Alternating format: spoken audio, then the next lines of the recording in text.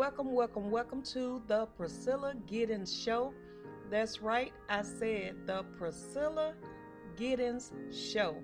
Normally, I say welcome back to my podcast to Unapologetically Priscilla, but just last week I made a transition over to the Priscilla Giddens Show. And I want to each and every one of you, I am the one and only Priscilla if you're new here. And to all of my listeners that's been tuned in from day one back, and to my new listeners, let me give you a round of applause so you can feel welcome. Now, welcomed, we're going to be talking about something very, very important and very serious today. So many people right now in family, friends, co-workers, church members, it does not matter. Somewhere there's somebody that is thinking about getting a divorce. Well, today's topic, we are talking about the disadvantages of getting a divorce. Now, go ahead, as I always say, kick your feet up, grab your refreshing drink, sit back, and let's take this ride. Now, so many people, they feel like, hey, tired of this marriage, tired of the frustration, I'm tired of the stress, I'm tired of the infidelity, I'm tired of the miscommunication, I just want out of this marriage. Well, let me help each and every one of you that is considering getting a divorce. Let me help you out a little bit. Hopefully this will change your mind on that road to divorce. I have been divorced before, so I am a living witness. Divorces are not easy. They're very emotionally draining, and they can be financially draining as well. So many things happens when you just say you've been with somebody 10, 15 years. These people become like family. So, in the scripture, it says that a man shall leave his mother and his father and cleave to his wife, and they become one. So, when you say become one, there's no longer I. It's more about us and we.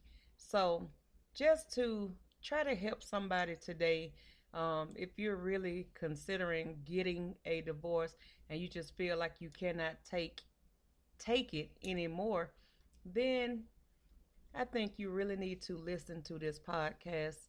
Not once this episode at least 3 times before you make a final decision on getting a divorce. Okay, so today I am discussing the hidden cost of divorce. While divorce may seem like the best solution to a troubled marriage, it's important to consider both the financial and emotional costs before making such a life altering decision. Now, the first thing we're going to talk about is financial cost. Divorce can be a costly process, both in terms of time and money, legal fees, court costs, and the division of assets can quickly add up. Additionally, the income of both parties may be impacted, especially if one spouse was the primary breadwinner. This can lead to financial strain and a lower standard of living for both parties. I can honestly say when I went through a divorce, at that particular time, I was not working because my spouse told me to quit work, focus on my degree in cosmetology, and they would handle all of the bills and necessities of the house. Well, unfortunately, before I could even graduate college, we ended up going through a divorce. And can you only imagine being married and you have a mortgage, you have 2 acres of land, and a house that you were raised in, and just think, no income means something is about to um, go under. Or let me say this in a better way. Without income, you can no longer pay the mortgage. You can no longer pay the taxes on the land and the house that sits next door. You can no longer pay the light bill. You can no longer pay water bill. And a lot of people may say, well, why didn't you get a job?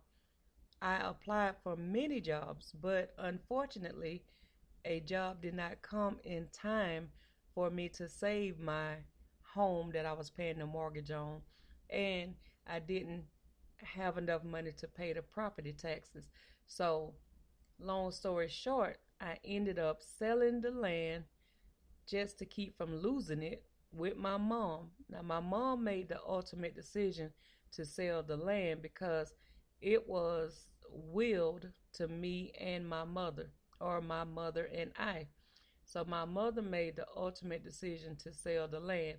But the home that I had on the land that I was paying a mortgage on, I couldn't afford the home anymore. So I made an agreement to just give them back the home. It was a mobile home. So I decided to give them back the mobile home. They moved it off of the property and they returned the deeds and everything back to me. So it was like an equal swap. So I will tell anybody from experience, if you are married and your spouse tells you to quit your job, I strongly recommend that you disregard and do not quit your job, because right now, in today's times with inflation and everything that's going on in the world, you should have two incomes anyway. But if you just cannot work for whatever reason, I mean, I want you to rethink not working, because it's a strain on the marriage already for one person to pay everything. But it's more of a strain when you go through a divorce and you don't have any income. So I highly recommend that you find a work from home job, a part-time job, some type of income, so that if anything ever go wrong, you don't have to lose what you have. Or some people, they may have family that can help them, but I didn't have family. So that was a devastating time for me emotionally. It was just horrible. I can still remember, like how I felt in that moment, and it was not a great feeling. It was as if I just wanted God to take me off of this earth than to deal with the embarrassment, the heartache, the confusion. It was just so much. But this episode is not about me, but that was just my testimony. I really pray and hope that if you're considering a divorce, go through counseling, do whatever you can to salvage your marriage, to save the marriage, because it's just not worth it, especially when you're in love and you allow pride and arrogance and being stubborn to cause you to separate and go your separate ways. So, yeah, but we're going to move on. So, the next thing is, like I was just talking about, emotional toll. Divorce can also take a heavy emotional toll. It can be a stressful and emotionally draining process, leaving both parties feeling anxious and overwhelmed. Children may also be impacted, as they may struggle to understand why their parents are separating. The emotional effects of divorce can linger for years, impacting future relationships and overall well-being. I know some people when they go through divorce, they don't they don't bounce back. They just, they say this is it. I'm no longer gonna marry. I'm gonna remain single. I no longer want to share my space with anyone else because it's just too risky. And nowadays, there are so many people that's looking for help and they're not looking for love. So they come in with ulterior motives, trying to take what they can take and use you and pretend to be in love. And then as soon as they find somebody else that they think is better than you, they'll leave you high and dry. So I really recommend anyone that's single and thinking about getting married, make sure it's someone that God has joined you with, because if you pick these people for yourself, you may end up in a divorce. All right, moving on. Social stigma. Finally, divorce can also come with a social stigma. Depending on the culture or community you are a part of, divorce may be frowned upon or even viewed as a failure, and that's true. This can lead to feelings of shame. I went through that, or embarrassment, went through that, making it difficult to move on and start a new chapter in life. I was so embarrassed because when you have family and friends that try to warn you about someone and you started telling them, oh, you're just jealous of my relationship, you don't want me to be happy, and then when you fall apart, it's like, oh my God, you were so right. I'm so embarrassed, I'm so ashamed. Forgive me, please forgive me. It's like now you are begging for the mercy and pity from your family and friends that you turned your back on. And that's another thing that I do tell people: don't ever turn your back on your family and friends for your relationship, because when that person is gone, all you're gonna have is your true friends and your family. So try to include them if you can, if at all possible. Try not to shut them completely out. And a lot of churches, they frown upon divorces. They feel like once you are married, you should remain married until death do you part. But there's so many different scriptures in the Bible that tells you can free yourself, especially in First Corinthians chapter 7. If you want to know about marriage, divorce, that whole chapter right there can break down when and why a person should get a divorce. But God does not like divorce. He really, truthfully hate and despise divorce. So, but again, like I said in a previous episode, whatever God joins together, let no man put asunder. A lot of people we put ourselves with, and then we want to say that God brought us together. When the truth be told, God never brought you and that person together in the first place. So, and with divorce, just think about it like this: if you are the breadwinner and you are the person who's been maintaining, you may be forced to pay alimony. Now, in the state of Florida, they just passed this law where the the um the spouse that's paying the alimony, they don't have to pay for the rest of their lives now. They've changed it. So if you're in the state of Florida, you may want to research the new law, because you may be, like they say, one person may be out of luck and the other person may be in luck because they no longer have to pay. And then the other person, the spouse that's receiving alimony, may be disappointed and go through a financial strain because the alimony may get cut off. So you may want to research that and pull up that new law that he just passed last week. So if you are in the state of Florida. But what I was going to say, if you are the breadwinner and then you go through a divorce, then 9 times out of 10 you will be ordered to pay the alimony because the other spouse has depended and relied on you for everything. So it's like a change in the living status, like financial status change, and then the living arrangements will change, obviously, because you're not going to live under the same roof if you get a divorce. But I'm telling you, sometimes we walk away from marriages just because you don't agree on certain things. I just feel like when the Bible says, for not Bible, the vows says, for better for worse, sickness and in health, to death do us part. I really, rich or for poor, I really believe people should live by those vows, because those vows should not be taken lightly. When your spouse gets sick, you can't walk away. If they lose a job, you cannot walk away. If they um what's the other one?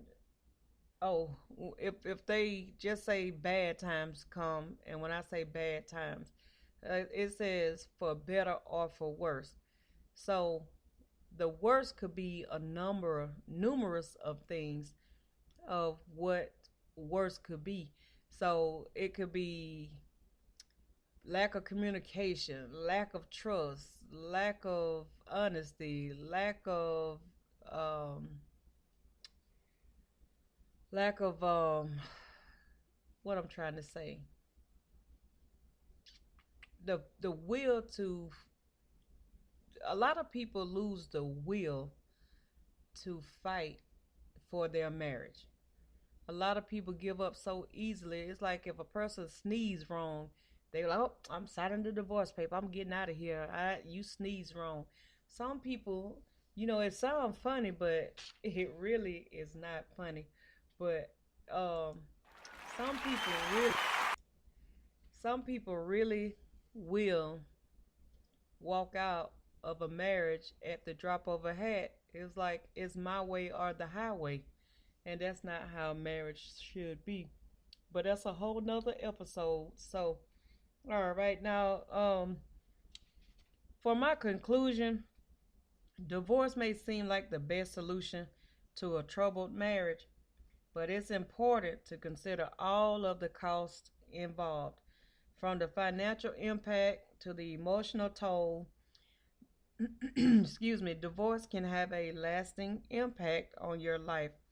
Now, before making such a life changing decision, take the time to explore all of your options, and you do need to consider the long term consequences. It's not going to be as easy as you think. Now, I can say I've been divorced multiple times, and that last marriage, it was as if I didn't have any emotional attachment. I wasn't hurt. I wasn't sad. I wasn't disappointed. I was more disappointed in myself as to um, why did I even marry that person in the first place, because I wasn't in love with that person. So a lot of times we allow loneliness and our family's marital status to um, provoke or encourage us to marry people just cause. Well, I don't want to fit in to anybody's idea of what my life should be. Right now, the way I feel, my husband and I will be married until one of us pass away.